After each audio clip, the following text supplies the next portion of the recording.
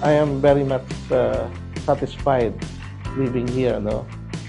Hindi kami magtatagal dito for more than 22 years kung hindi kami satisfied, no?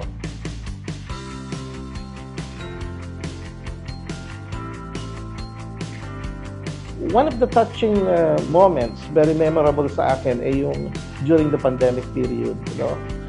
Everybody was become very cooperative dito sa ating property management. At the same time, mayroon silang mga kanya-kanyang sharing.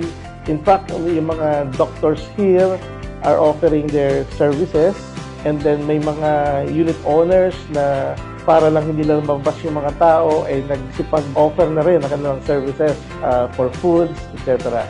Anything na i-organize ng property management office, other members of the community, sinusuportahan natin yon. Also for the parish, organized by the community of Dansalan Gardens.